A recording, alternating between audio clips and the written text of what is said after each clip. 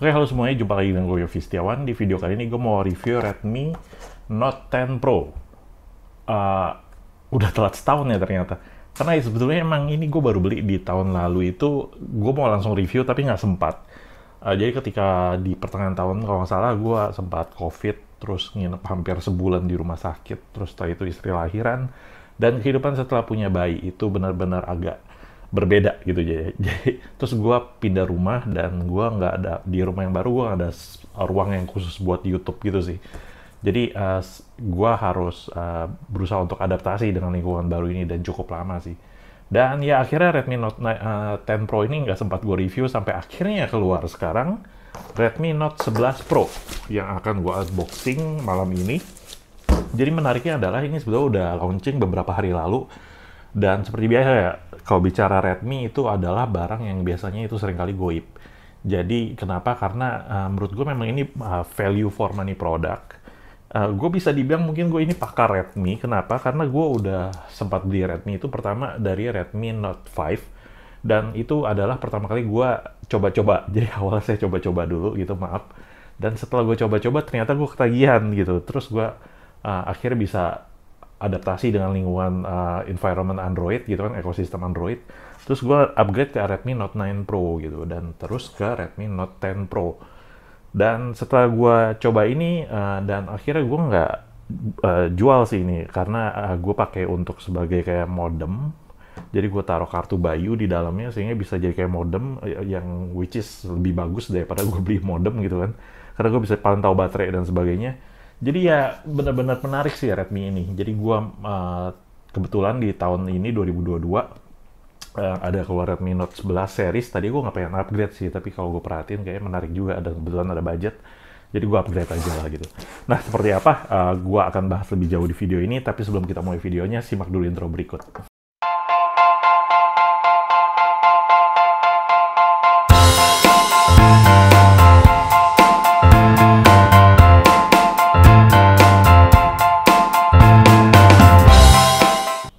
Oke, kita mulai unboxing kardusnya.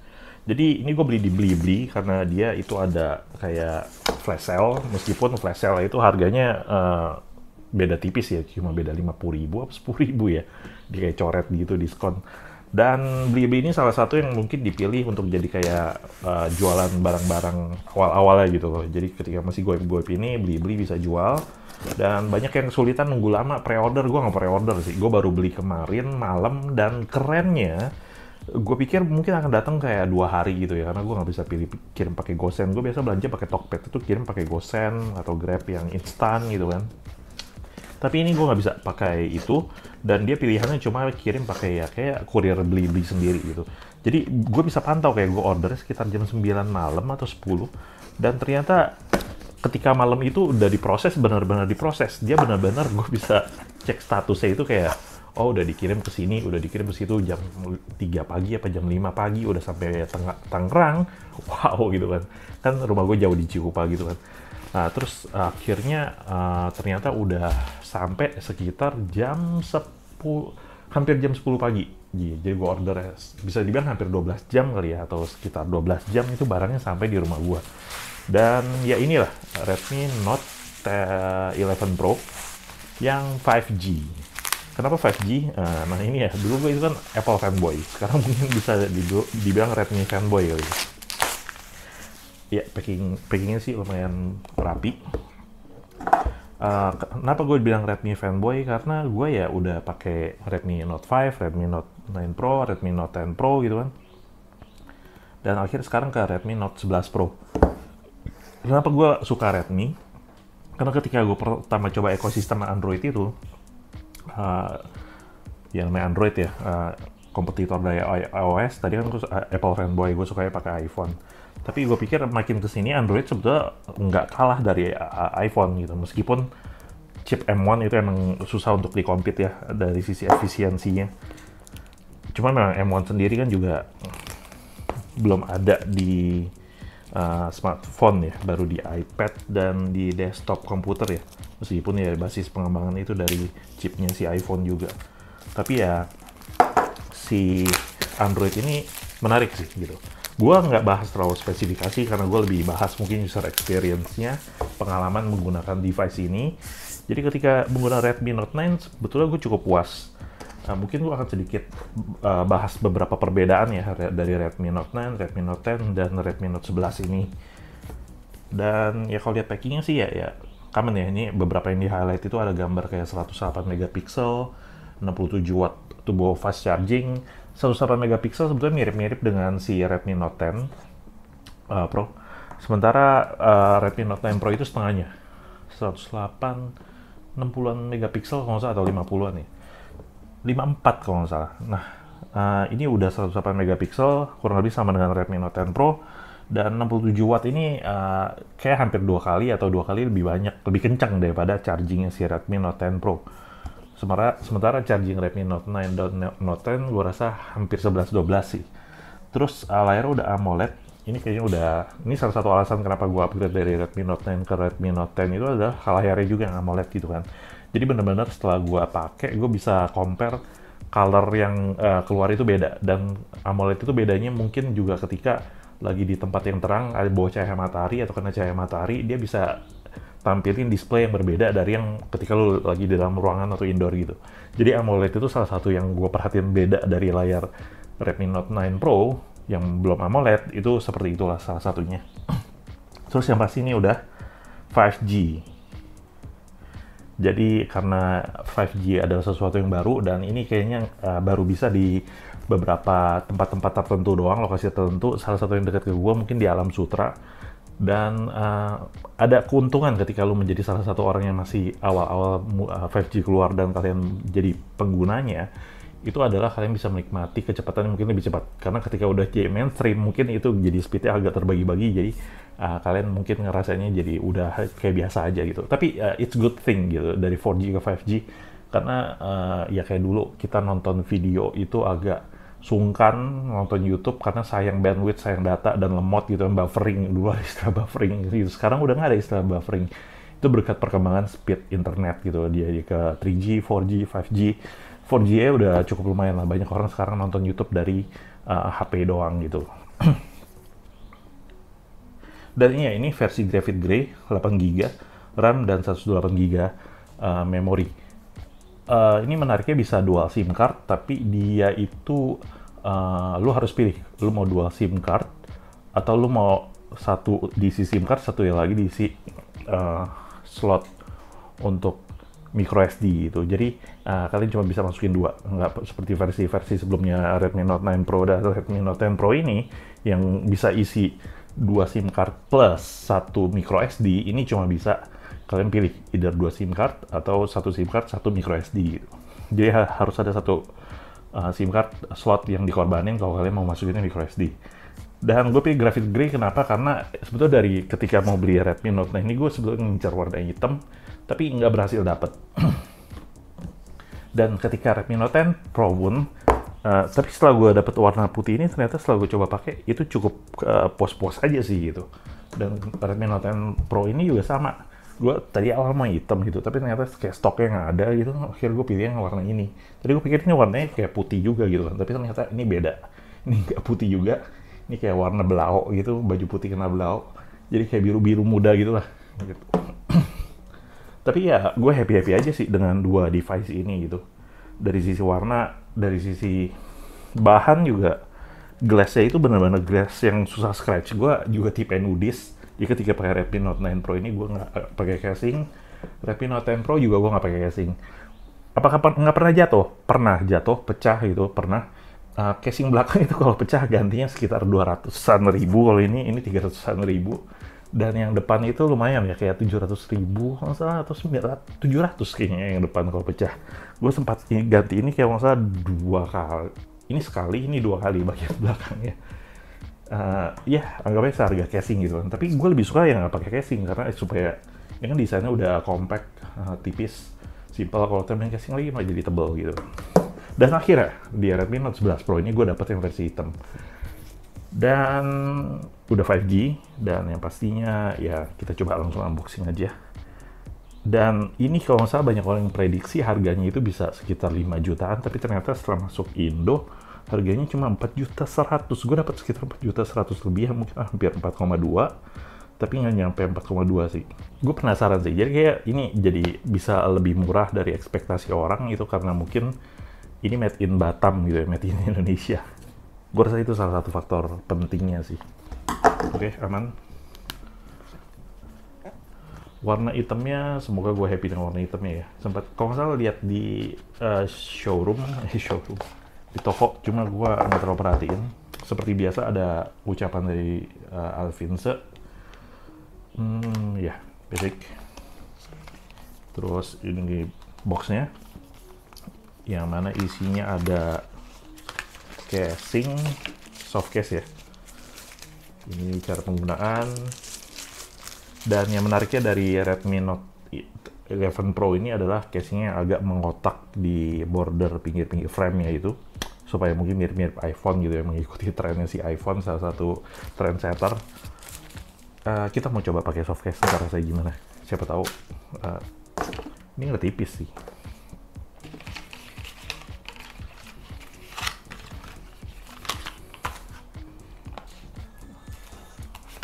Oke, ini ada HP-nya. Dan di sini ada batok charger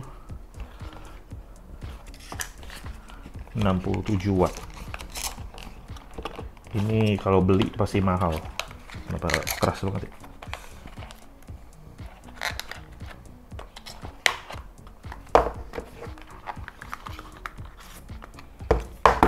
Kabelnya kayaknya Type C biasa ya.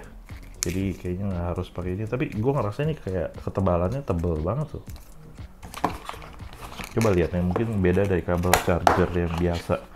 Oke, agak keras. Dia ada kertasnya, bisa dibuka.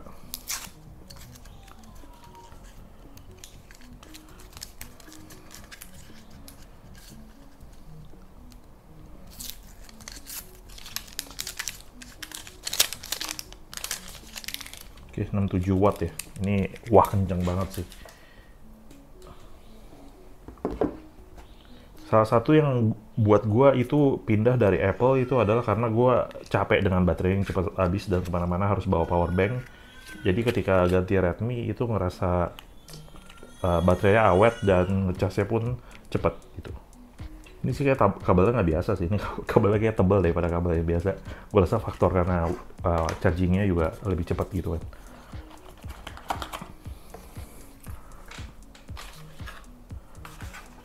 Oke. HP-nya sendiri ya, yang di highlight ya, 108 megapiksel, 67 watt, AMOLED 5G. Oke. Kameranya ya, ini bedanya yang 5G sama yang biasa, dia ada tulisan AI-nya Made in Indonesia. Iya, persis. Jadi ini yang mungkin jadi faktor kenapa bisa harganya lebih murah daripada mungkin made in China atau yang lainnya. Mereka tahu sih pasar Indonesia gede banget, jadi kayak it's okay lah untuk support. Karena mereka kan model bisnisnya nggak cuma dari jualan HP, tapi juga dari iklan-iklan di dalamnya. Ini kekurangannya plus minus si Redmi adalah harganya murah, tapi kalian harus hidup dengan iklan yang kadang-kadang suka lewat di situ. Ya, pertama kesan dari back panelnya ini ya, ini kayak doff gitu sih ya. Jadi mungkin tujuannya supaya nggak gampang kayak kotor gitu kalau sidik jari, karena tangan gue juga suka keringetan. Sebetulnya semua case panel si Xiaomi Redmi ini ya, ini nggak ada yang jelek sih. Ini agak kayak glass gitu kan, glossy, yang Redmi Note 9 Pro. Sementara dari Redmi Note 10 Pro ini emang agak doff, cuma ini warnanya memang warna gitu ya. Dan ini benar-benar warnanya doff gitu sih, hitam tapi ada kayak highlightnya gitu ya. Dan ya pasti bedanya itu dari sisi ini juga, pinggirnya frame-nya itu lebih mengotak daripada si Redmi Note 10 Pro.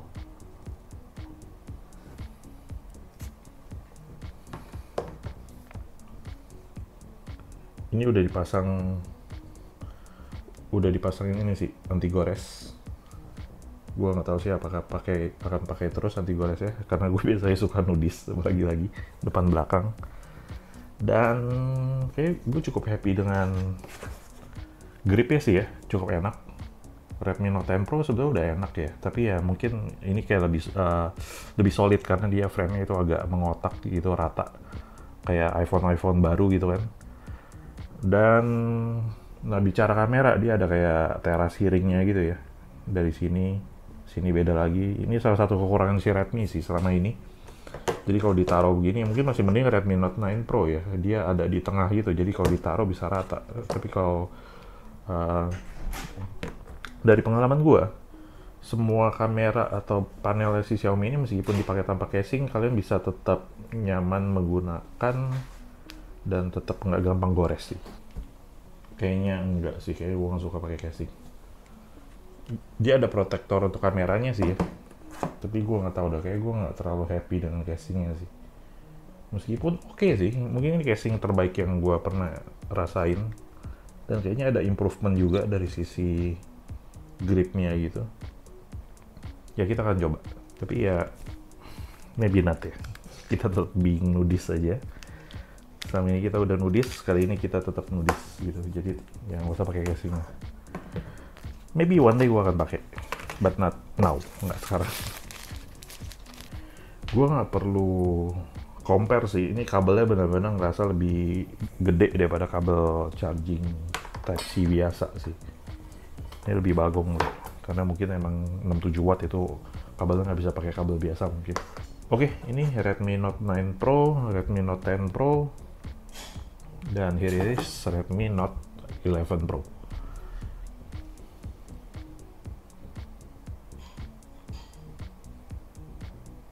Ya, coba nyalain ya dari sisi layar.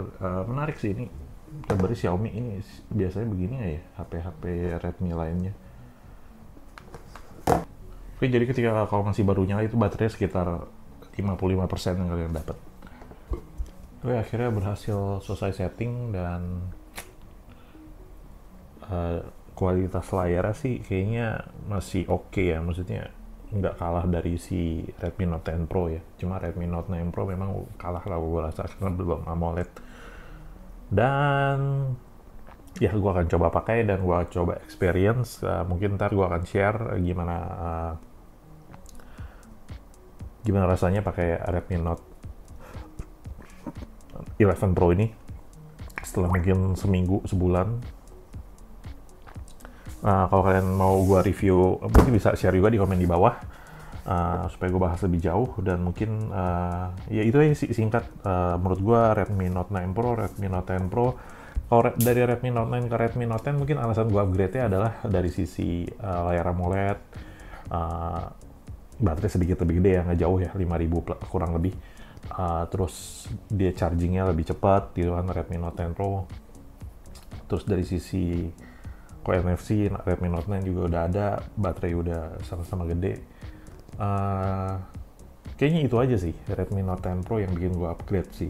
Sementara ke Redmi Note 11 Pro ini yang bikin gue upgrade ya salah satunya 5G, terus chargingnya 67 watt, dan ya gue pengen punya device yang mungkin kalau gue lagi baterai habis, gue pengen casnya bisa cepet beres aja sih. Ya itu sih, mungkin sedikit review gue. Kalau kalian suka dengan video ini, jangan lupa klik like, comment, dan subscribe. Gue Hafiz Setiawan, sampai jumpa di video gue yang lainnya. Bye.